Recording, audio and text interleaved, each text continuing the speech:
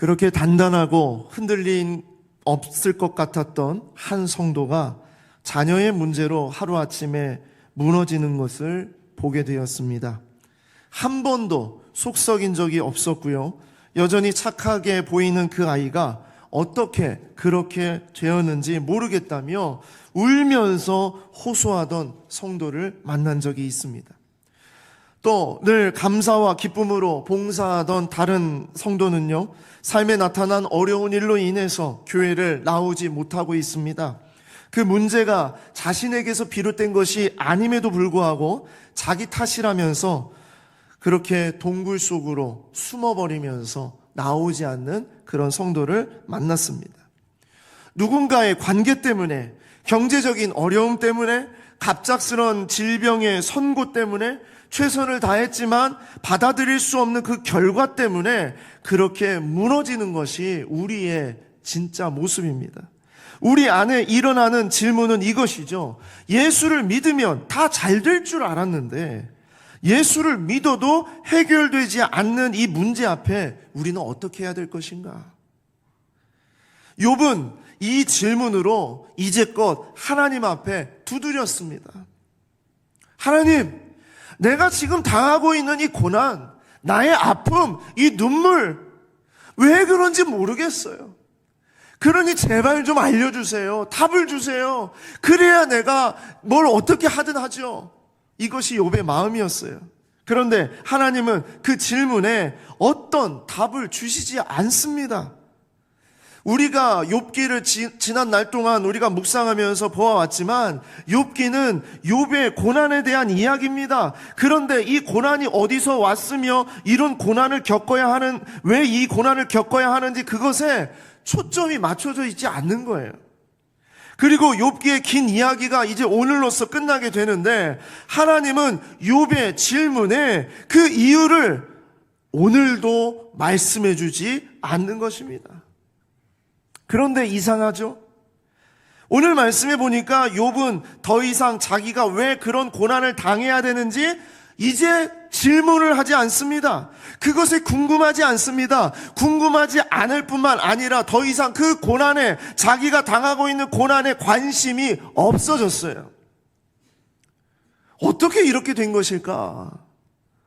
오늘 이야기를 나누기 위해 유명한 질문 하나를 여러분들에게 드리도록 하겠습니다. 한번 여러분 마음속으로 한번 대답을 한번 해보시기 바랍니다. 여러분, 코끼리를 냉장고에 넣는 방법을 말씀해 주십시오.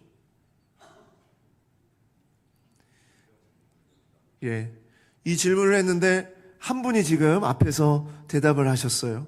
일부 예배 때는요, 한 분이 큰 소리로 대답을 하시더라고요. 여러분, 이 질문은 막상 딱 듣게 되면요, 사실은 어려운 질문입니다.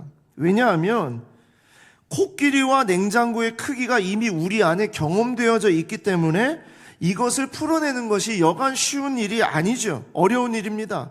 그런데 좀 생각이 있는 사람들 대답을 들어봤습니다. 각 영역의 사람들이 다 대답을 하는 거예요.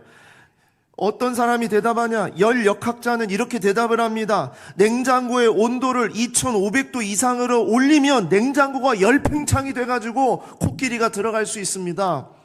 그게 냉장고가 되겠습니까? 자, 그리고 양자 역학자는 이렇게 얘기합니다. 빛의 속도로 코끼리를 냉장고에 1조 번 정도 던지면 그 중에 한 번 정도는 성공할 겁니다. 그렇게 얘기합니다. 유전공학자는 이렇게 대답을 합니다. 냉장고보다 작은 코끼리를 만들어내면 되지 않습니까? 라고 얘기를 합니다. 그리고 장명학자는 이렇게 말합니다. 냉장고에 들어가는 것이 무엇이든지 그 이름을 코끼리라고 이름을 그렇게 짓는 것이다. 그러면 된다 라고 말해요. 경찰은 이렇게 말한다고 그래요. 토끼를 잡아다가 너는 이제 앞으로 코끼리야 라고 진술하게 하고 토끼를 냉장고에 집어넣으면 된다는 것이에요. 의사는 이렇게 말한답니다. 인턴에게 시키겠습니다. 그런다는 거예요. 대학 교수는 대학원생에게 시키겠습니다. 그런다는 거예요. 재미있는 대답이 또 하나 있어요. 국회의원은 어떻게 할 것인가? 어떻게 넣는지 기억이 잘 나지는 않습니다. 하지만 코끼리와 냉장고는 둘 다 제 겁니다. 그렇게 얘기한다는 거예요. 지금 뭔 소리를 하는지 잘 모르겠다라는 것이겠죠. 근데 그 가운데 기계공학자는 이렇게 대답을 한답니다. 코끼리를 넣을 수 있는 크기의 냉장고를 건설하겠습니다. 이 가운데서 가장 그럴듯한 대답은 코끼리를 넣을 수 있는 크기의 냉장고를 만든다, 이런 것이겠죠. 왜 이 질문이 재밌고 그러냐면 이미 자신이 갖고 있는 지식이란 틀 안에서 코끼리와 냉장고의 크기를 생각하니까 불가능한 것을 풀어내라고 하니, 그래서 이런 여러 가지 그런 재미있는 대답들이 나오게 된 것입니다. 근데 사실 이 대답은요, 아주 간단해요. 냉장고 문을 연다, 코끼리를 냉장고에 넣는다, 그리고 냉장고의 문을 닫는다. 이게 답입니다. 너무 허무하죠? 그래요. 사실 이 질문은 허무 개그에서 나온 질문입니다. 허무합니다. 그런데 이 우스운 이야기는 욥의 이야기와 연결된 부분이 있다고 생각을 해요. 욥은 자기의 고난에, 자기의 생각에, 자기의 틀에 쌓여가지고요, 왜 그런 고난을 당해야 되는지 그것을 풀어가려고 하니 수많은 그런 어떤 생각과 철학과 어떤 답들을 계속 찾아가는데 답이 풀리지가 않는 겁니다. 풀어낼 수가 없는 겁니다. 그런데 42장에 와서 욥은요, 전혀 딴소리를 하고 있는 거예요. 마치 이런 것과 같이 말하는 거예요. 냉장고 문을 열고 코끼리를 냉장고에 넣고 냉장고 문을 닫으면 됩니다. 이런 식으로 얘기를 하고 있는 겁니다. 이게 너무나 놀라운 얘기고 어떻게 이렇게 대답을 할 수 있을까라는 거죠. 이유는 간단합니다. 욥의 문제와 욥의 고난, 자기가 경험했던 고난, 자기가 겪었던 어떤 그런 일들, 이 경험, 이것보다 이 모든 것들을 압도하는 어떤 일을 보았기 때문이에요. 욥의 고난이나 고통이 중요해지지 않을 만큼 압도적이고 놀라운 그런 분 앞에 욥이 서 있기 때문입니다. 오늘 본문 앞 38장부터 41장까지, 오늘 우리가 읽은 42장 이전에 38장부터 41장까지 욥을 향한 하나님의 질문이 계속 나오는 거예요. 근데 그 질문이 다 이런 질문입니다. 욥의 생각과 욥의 규모와 욥이 경험했던 것 이상의 것을 하나님은 자꾸 질문을 하세요. 인간의 대답할 수 없는, 인간이 대답할 가능성이 전혀 없는 일련의 질문을 하나님은 욥에게 계속 쏟아놓고 있습니다. 하늘과 땅의 모든 자연계의 운행을 물으시거나 동물의 왕국에 나올 법한 질문들을 하시면서 그 동물과 바다 저 깊숙한 곳의 생물과 거대한 지구와 온 우주의 모든 움직임이 어떻게 이루어지는지 욥에게 질문을 하세요. 욥은 당연히 한마디도 대답할 수 없습니다. 그리고 그렇게 생각했을 거예요. 처음엔 그것이 나의 고난과 무슨 상관이 있는가? 내가 지금 겪고 있는 이 고통과 이 아픔과 무슨 상관이 있는가? 아무런 상관이 없지 않은가라고 생각할 수 있어요. 그런데 욥은요, 38장부터 41장까지 하나님의 이 너무나도 어처구니 없는 이런 질문들 속에서 욥은 점점 하나님의 질문에서 하나님의 뜻을 바라보게 되는 겁니다. 하늘의 무뼈를 세시고 바다의 모래가 몇 개인지 다 아시는 하나님, 나의 머리카락도 다 세시는 그 하나님께서 나의 고난과 나의 아픔과 나의 이런 모습을 모르시겠냐는 거예요. 세상의 모든 것을 다스리시는 하나님이 내가 알지 못하는 우주의 저 끝에까지 하나님의 모든 영역으로 하나님께서 다스리시는 그 모든 하나님께서, 하나님의 주권이 나에게 주시는 이 까닭없는 고난, 내가 바라볼 때 이 까닭없는 고난, 이해할 수 없고 헤아릴 수 없는 이 고난, 하나님은 그 모든 것을 모르시겠냐는 거예요.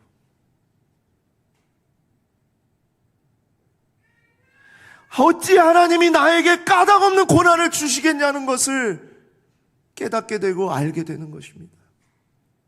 그리고 욥은 그 하나님을 만나고 이렇게 대답을 합니다. 욥기 42장 1절에서 6절까지 말씀입니다.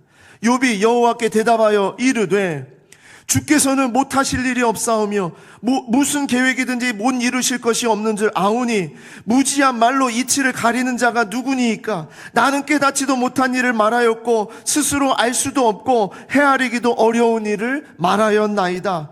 내가 말하겠사오니 주는 들으시고 내가 주께 묻겠사오니 주여 내게 알게 하옵소서. 내가 주께 대하여 귀로 듣기만 하였사오나 이제는 눈으로 주를 배움나이다. 그러므로 내가 스스로 거두어드리고 티끌과 제 가운데에서 회개하나이다. 욥이 회개를 한대요. 욥이 잘못한 게 없다고 그랬잖아요. 하나님도 욥이 잘못한 게 없다고 말씀하셨어요. 그런데 욥이 무슨 회개를 하는 겁니까? 친구들의 말이 맞고 욥이 틀려서 회개하는 겁니까? 아닙니다. 욥의 회개는 이것입니다. 나는 깨닫지도 못한 일을 말하였고 스스로 알 수도 없고 헤아리기도 어려운 일을 말하고 질문했기 때문이라는 거예요. 즉 들었던 거, 어떤 지식으로 사람들이 했던 얘기, 그런 얘기로 하나님을 만났다는 거예요. 그전에는 하나님을 그렇게 들으면서 만났다는 거예요. 그런데 지금은 뭐라고요? 내가 이제는 눈으로 주를 배움나이다. 들어서 믿는 하나님이 아니라 내 눈으로 분명하게 보는 하나님, 나에게 보여주시고 나에게 드러내시는 하나님, 그 하나님을 욥은 만났다는 겁니다. 그렇게 되면서 욥의 고백이 완전하게 달라진 거예요.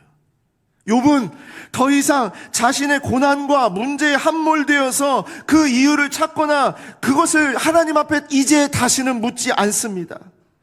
욥의 질문이 중요하지 않다는 것이 아닙니다. 더 이상 욥의 질문이 필요 없어졌다는 얘기예요. 그런 질문을 할 필요가 없어졌다는 얘기입니다. 자, 그 이유 분명하게 5절에 고백합니다. 욥기 42장 5절 말씀 다 같이 함께 읽겠습니다. 시작.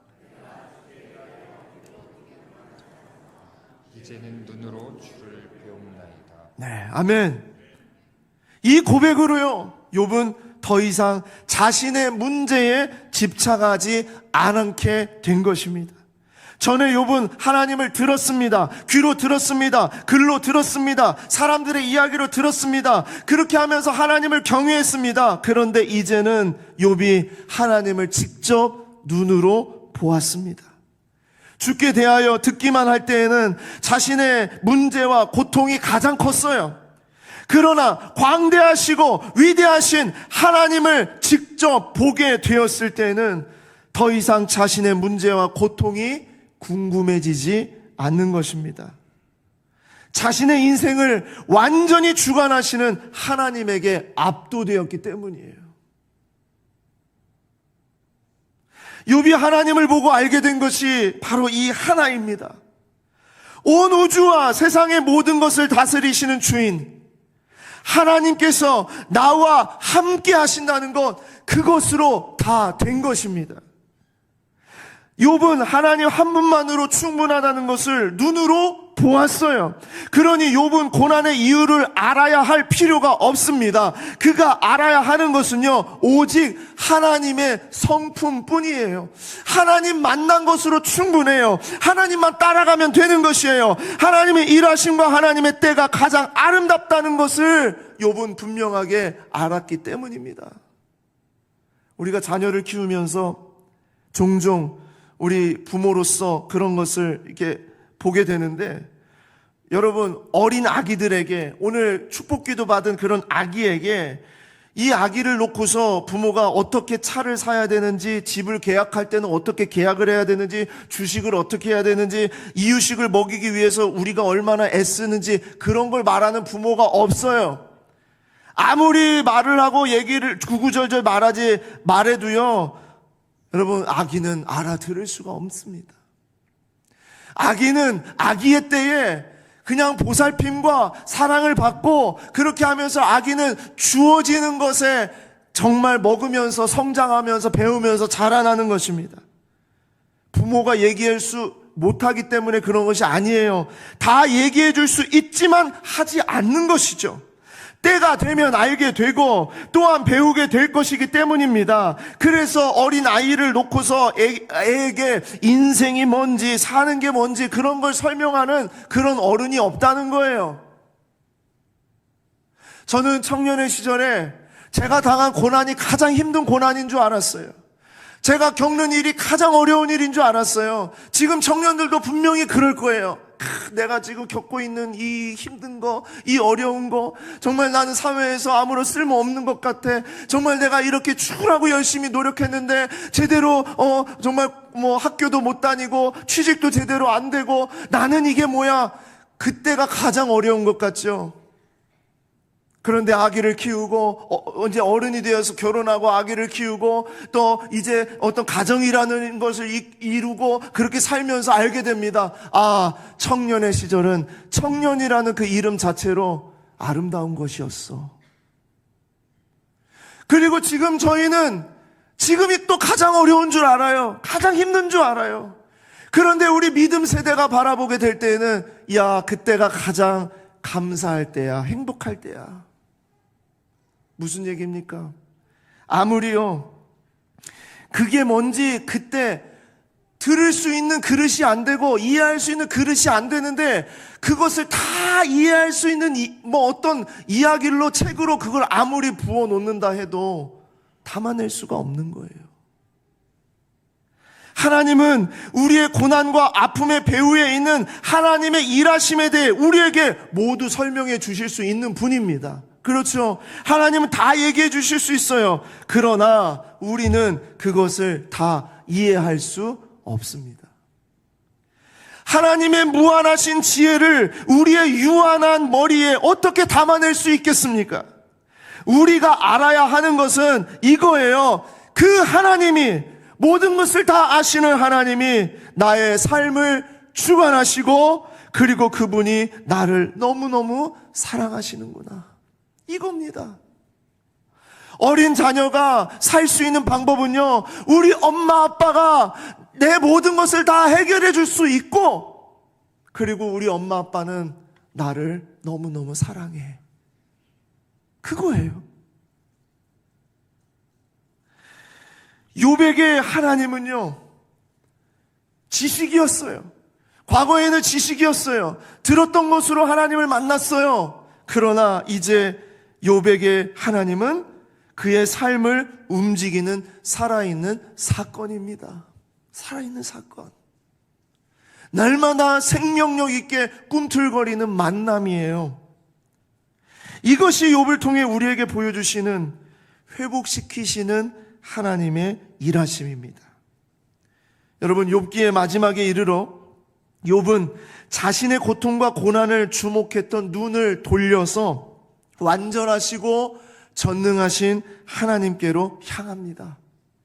여전히 내 문제가 있습니다. 여전히 고통이 있습니다. 여전히 아픔이 있습니다. 그런데 그것에 집중하고 그것에 골몰했던 나의 시선을 들어서 살아계신 하나님 앞에 두는 것. 이것이 욥의 마지막의 모습이었어요. 이제는 눈으로 주를 배움나이다. 여러분, 욥이 이제는 눈으로 주를 배움나이다 하고 욥의 이 모든 것들을 하나님 앞에 회개하면서 기도했을 때 하나님은 그때 욥을 회복시켜 주십니다. 완전한 회복을 시작하십니다. 욥의 질문 끝에 도달했을 때 그것이 하나님의 시작이었다는 거예요. 회복의 시작. 하나님은 욥의 마지막 고백을 받으시고 완전한 회복을 이끌어 주십니다. 자, 어떤 회복이 있는지 보십시오. 하나님은 제일 먼저 욥의 억울함을 풀어주시고 그의 친구들과의 관계를 회복시켜 주십니다. 욥기 42장 7절에서 9절입니다.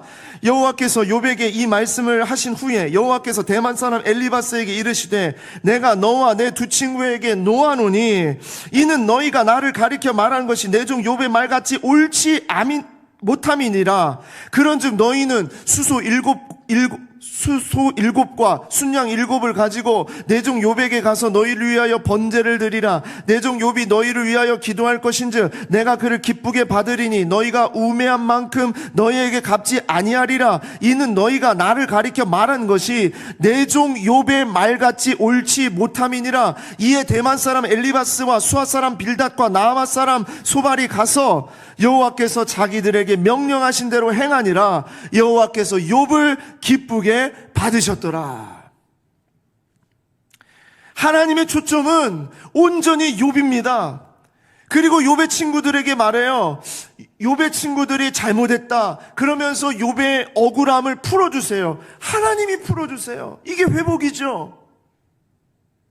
아무리 내가 매달리고 내가 해결하려고 해도 안 돼요. 하나님이 푸시면 되는 거예요. 하나님이 풀어주세요. 그런데 어떻게 풀어요? 이 친구들에게 너희들이 잘못했다 말하고 그러면서 뭐라고 해요? 너희가 직접 욥에게 가서 너희를 위해서 번제를 드리라고 해요. 욥의 친구들이 하나님 앞에 드릴 수 있잖아요. 그리고 하나님이 그 친구들의 번제를 받으실 수 있잖아요. 그런데 하나님은 이 친구들에게 욥에게 가라는 겁니다. 욥과 깨져 있었던 관계, 허물어져 있었던 관계, 등 돌려 있었던 그 모든 관계를 회복시켜 주시는, 그 관계가 회복되게 하시면서 하나님께서는 그 번제를 기쁨으로 받으신다는 것입니다.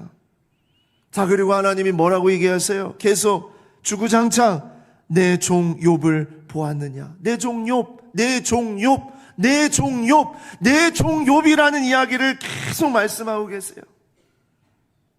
얼마나 하나님이 욥을 사랑하시는지 아시겠죠?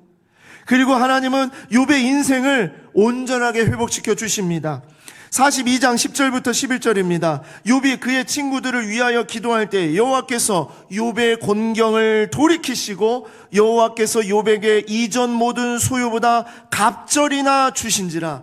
이에 그의 모든 형제와 자매와 이전에 알던 이들이 다 와서 그의 집에서 그와 함께 음식을 먹고 여호와께서 그에게 내리신 모든 재앙에 관하여 그를 위하여 슬퍼하며 위로하고 각각 캐시타, 이 캐시타는 금과 은을 포함한 그런 선물을 말합니다. 이 캐시타와 하나씩과 금고리 하나씩을 주었더라.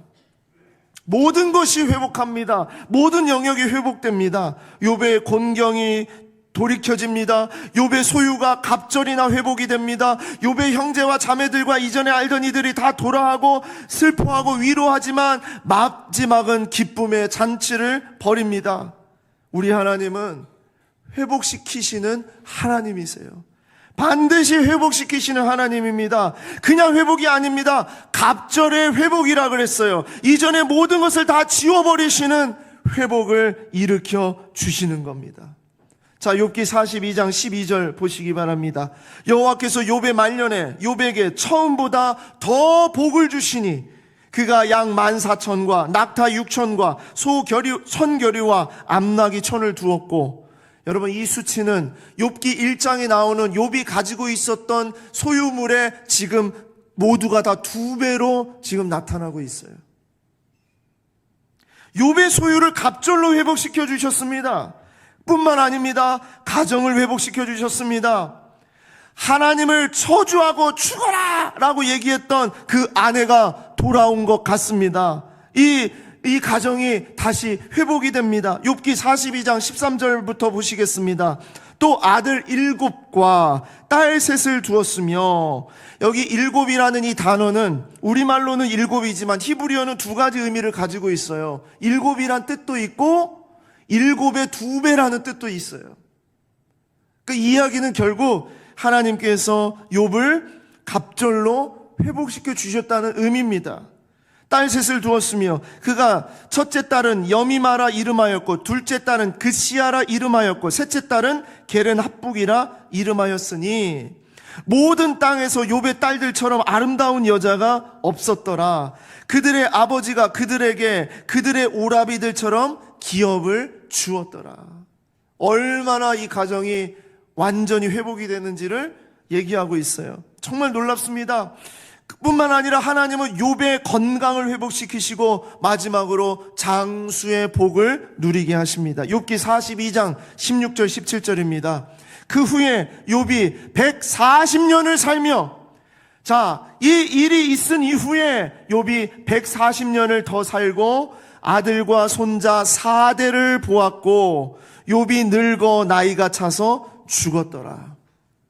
욥이 토탈 몇 살을 살았는지, 몇 세를 살았는지는 알 수가 없습니다. 그러나 갑절을 주셨다는 표현을 통해 이렇게 계산을 할 수 있어요. 아마도 욥이 고난 후에 140년을 살았기 때문에 갑절의 삶을 산 것으로 생각이 돼서, 그럼 이전에 고난을 당하고 산 날까지가 70년 정도 된 것으로 보게 됩니다.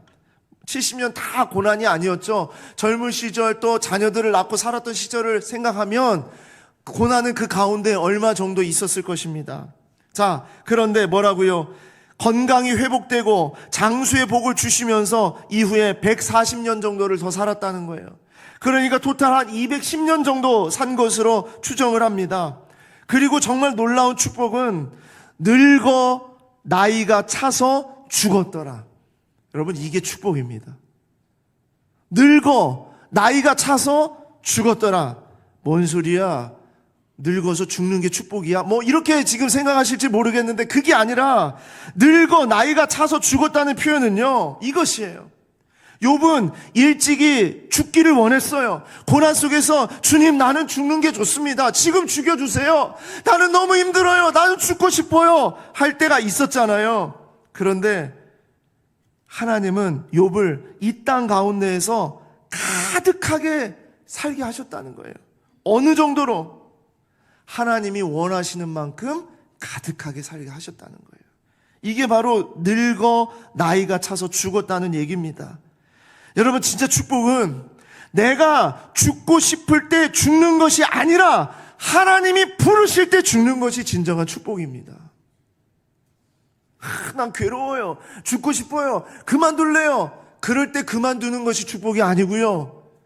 그럼에도 불구하고 끝까지 하나님께서 원하시고 바라시는 그 연수를 다 채우면서 하나님의 부르심 앞에 기쁨으로 나아가는, 그것이 진짜 축복이에요.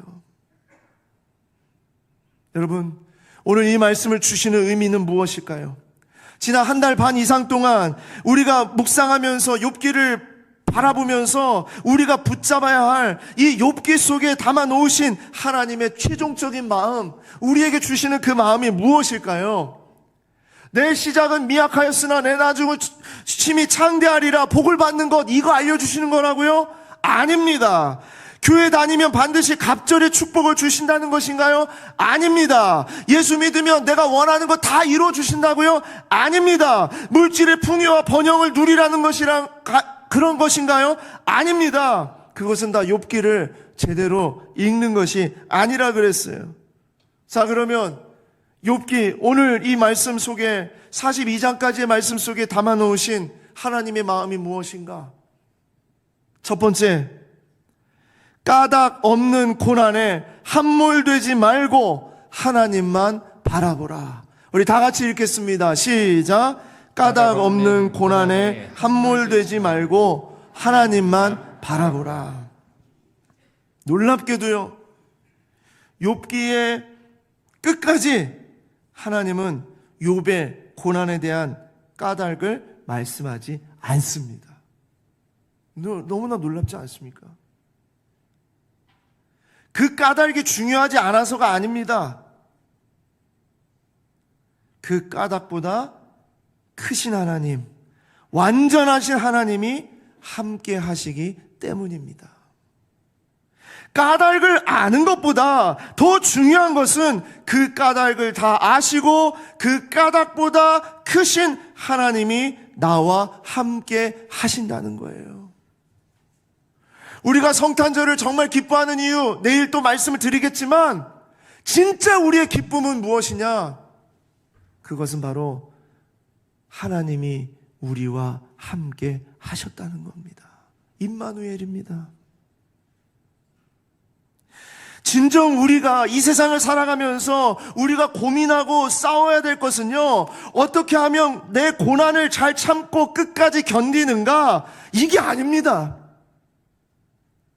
우리가 진짜 싸워야 될 싸움은 나의 고난과 고통에 함몰되려는 나의 시선을 돌려서 이 모든 까닭을 아시고 그 까닭보다 크신 하나님 앞에 나의 시선을 돌리는 이 싸움이 우리에게 정말 너무나도 필요한 싸움이에요. 성경에는 수많은 사람들이 그 싸움을 싸웠고 그렇게 하나님을 고백했습니다. 이사야 40장 26절에서 31절 말씀 보시겠습니다. 너희는 눈을 들어 누가 이 모든 것을 창조하였나 보라. 고난 속에 있었고 아픔 속에 있었고 힘든 가운데에서 그렇게 부르짖는 백성들에게 이사야 선지자를 통해서 하나님은 말씀하세요. 내가 니네 고난, 고통 없애줄게, 해결해줄게, 그렇게 말씀하지 않으세요. 우리 하나님은 너의 눈을 높이 들어서 누가 이 모든 것을 창조하였나 보아라, 이 질문을 하십니다. 주께서 수요대로 만상을 이끌어내시고 그들의 모든 이름을 부르시나니 그의 권세가 크고 그의 능력이 강함으로 하나도 빠짐이 없느니라. 야곱아, 어찌하여 내가 말하며 이스라엘아 내가 이르기를 내 길은 여호와께 숨겼으며 내 송사는 내 하나님께서 벗어난다 하느냐? 왜 그렇게 일이 안 된다고 하느냐? 왜 고난이 자꾸 몰려온다고만 말하느냐? 왜 문제가 해결이 되지 않고 이해가 되지 않는다고만 자꾸 그러느냐? 너는 알지 못하였느냐? 듣지 못하였느냐? 영원하신 하나님 여호와 땅끝까지 창조하신 이는 피곤하지 않으시며 곤비하지 않으시며 명철이 한이 없으시며 피곤한 자에게 능력을 주시며 무능한 자에게 힘을 더하시나니 소년이라도 피곤하며 곤비하며 장정이라도 넘어지며 쓰러지되. 다 같이 읽겠습니다. 시작. 오직 여호와를 원망하는 자는 새 힘을 얻으리니 독수리가 날개치며 올라감 같을 것이요 다른 박질하여도 곤비하지 아니하겠고 걸어가도 피곤하지 아니하리로다. 아멘. 놀라운 고백 아닙니까? 여전히 문제가 있어요. 여전히 어려운 상황이에요. 내 앞에 있는 골리앗과 같은 그런 사람은 여전히 지금도 너무나 많아요. 너무나 죽을 것 같아요. 그런데 하나님은 이 상황을 없애겠다는 게 아니에요. 우리 하나님은 오직 여호와를 앙망하는 자는 새 힘을 얻으리니 독수리가 날개치며 올라감 같을 것이요. 무슨 얘기입니까? 그 문제가 여전히 있고 그 어려움이 여전히 있지만 하나님은 그 문제를 없애시지 않으시고 그 문제를 뛰어넘을 수 있는 힘을 주신다는 얘기입니다. 까닭 없는 고난에 함몰되지 말고 하나님만 바라보는 여러분과 제가 되기를 소망합니다. 두 번째로 초지일관 나를 사랑하시는 하나님을 바라보라는 얘기예요. 욥기는 그걸 얘기합니다. 같이 읽어보겠습니다. 시작. 초지일관 나를 사랑하시는 하나님을 바라보라. 욥은 고난 속에서 하나님께 탄식했어요. 주님, 차라리 죽는 것이 낫습니다. 내 인생을 저주합니다. 엄마가 왜 나를 낳았는지 모르겠습니다. 나는 아무 쓸모없는 인생입니다. 버림받은 인생입니다. 무가치한 인생입니다. 그러면서 탄식하면서 자기의 삶을 저주했어요. 그런데 하나님은 처음부터 끝까지 욥을 사랑하셨고 사랑의 눈으로 욥을 바라보고 계셨습니다. 자, 보세요. 욥은 42장에 이르러서 고백하죠. 내가 주께 대하여 귀로 듣기만 하였사오나 이제는 눈으로 주를 배움나이다. 욥은요, 이제서 말해요. 이제 나는 주님을 봅니다. 이제서야 나는 정말 주님의 살아계심을 보게 됐습니다. 그런데 하나님은 언제부터 욥을 바라보셨습니까? 언제부터요? 욥기 시작하는 그 시작부터 하나님은 욥을 바라보고 계셨어요. 욥기 1장 8절, 2장 3절 말씀. 여호와께서 사탄에게 이르시되 내가 내 종 욥을 주의하여 보았느냐. 이미 1장에서부터 하나님은 욥을 내 종 욥이라 말씀하시고 주의하여 보았느냐? 하나님이 다 모든 것을 보고 계시다는 것을 말씀하고 있는 겁니다. 그러면서 42장 8절에 와서 하나님께서 내 종 욥, 내 종 욥, 내 종 욥이라고 계속 그렇게 말씀하시잖아요. 자, 이 욥기의 구성을 한번 여러분 이 전체적인 구성을 한번 보십시오. 1장에서 내 종 욥을 보았느냐, 그리고 42장에서 내 종 욥에 대해서 하나님의 이야기를 말씀하시죠. 뭡니까? 이 사이에 뭐가 들어가 있어요? 욥의 고난이 들어가 있어요. 그러니까 이건 무엇을 얘기하냐면 하나님은요, 이 내 종 욥을 주의하여서 하나님이 계속 바라보시면서 끝까지 내 종 욥을 그대로 바라보고 계시는 거예요. 가운데 뭐가 있을 뿐이에요? 고난이 있을 뿐이에요. 액자식 구성입니다. 액자식 구성. 욥기는 액자식 구성이에요. 1장과 42장이 액자의 프레임처럼 되어 있고요. 그 가운데 욥의 고난이 담겨져 있는 겁니다. 그러니까 즉 하나님은 시작부터 끝까지 욥을 내 종 욥으로 사랑하고 바라보고 계시다는 것을 욥기 전체를 통해서 우리에게 보여주고 있는 겁니다. 여러분, 하나님은 우리를 처음부터 사랑하시고 끝까지 사랑하시는 줄 믿습니다. 여러분, 이거 절대 우리가 놓치지 말라는 얘기입니다. 바울은 감옥 속에서 정말 이런 고백을 했습니다. 에베소서 1장 3절에서 6절입니다.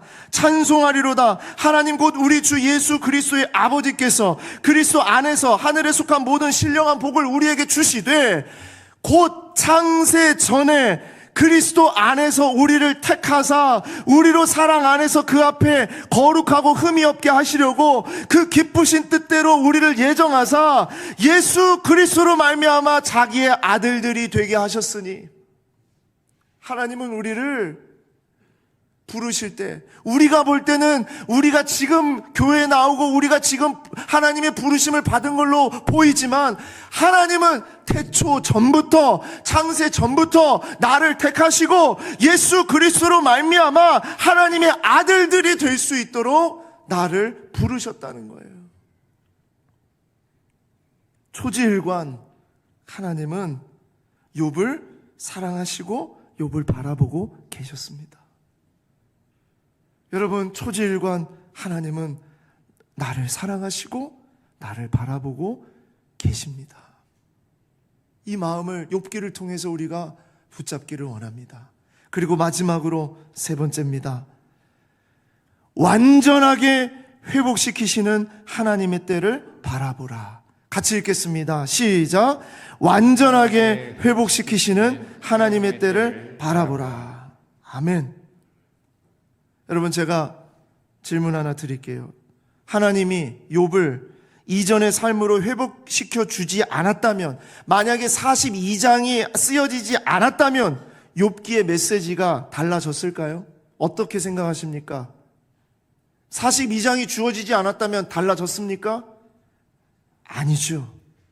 우리는 욥이 이 땅 가운데서 다시 거부가 되었고 건강이 회복되었고 자손 대대로 부유하게 살게 되었고 210년을 살게 되면서 회복시키시는 하나님을 우리는 바라보게 된 것일까요? 아닙니다. 욥기는 우리에게 그걸 말하는 게 아니라는 거예요. 그런데 왜 욥기의 마지막에 42장에는 욥을 회복시키시는 하나님의 이야기가 담겨져 있습니까? 그것은 하나님은 반드시 회복시키시는 하나님이라는 걸 알려주시기 위함입니다.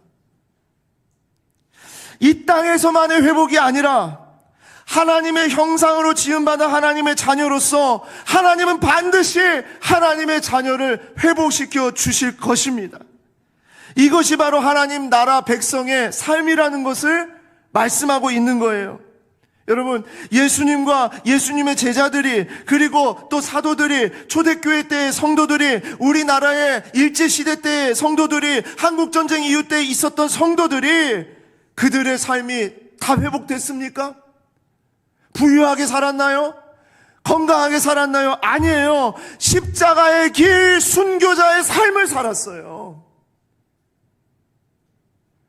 그냥 그렇게 단두대에서 처형을 당하면서 콜로세움 경기장에서 사자의 먹이가 되면서 히브리서 기자의 고백과 같이 톱을 켜는 고통과 고문을 당하면서 우리의 성도들은 그렇게 죽어갔습니다. 거기에 무슨 회복이 있습니까? 거기에 무슨 영화가 있습니까? 그런데 욥기는 우리에게 뭘 얘기해주고 있는 것이냐? 완전한 회복은 이 땅에서 있는 회복이 완전한 회복이 아니라 반드시 회복시켜 주시는 회복이 완전한 회복이라는 거예요. 욥은 우리에게 이걸 알려주는 겁니다. 이 땅에서 잘 살고 이 땅에서 성공하고 이 땅에서 괜찮게 우리가 살다가 죽는 것이 진짜 회복이야. 그게 아니고요. 이 땅에서든지 이 땅 이후의 삶에서든지 반드시 하나님은 반드시 회복시키시는 하나님이라는 것을 절대 잊지 말라고 이 말씀을 주시는 겁니다. 욥은 우리에게 이 소망을 붙잡고 살도록 하고 있는 증인이고 모델입니다. 완전하게 회복시키시는 하나님의 때를 바라보며 걸어가는 여러분과 제가 되기를 소망합니다. 그때가 언제일지는 모릅니다. 다 알 수는 없어요. 그러나 욥기를 통해 우리가 분명히 아는 것은 완전하게 회복시키시는 하나님의 때가 반드시 있다는 것을 우리에게 말씀하고 있습니다. 그것을 바라보며 이 길을 우리가 한 걸음 한 걸음 믿음의 동지들과 함께 우리가 이 길을 걸어가기를 원합니다. 말씀을 맺으면서 다음 빈칸에 들어갈 말을 여러분들이 마지막으로 채워 넣으시기 바랍니다. 자, 나의 하나님은 어떻게 회복시키시는 하나님입니다. 이겁니다. 나의 하나님은 어떻게 회복시키시는 하나님입니까? 여러분의 하나님은 어떻게 회복시키시는 하나님입니까?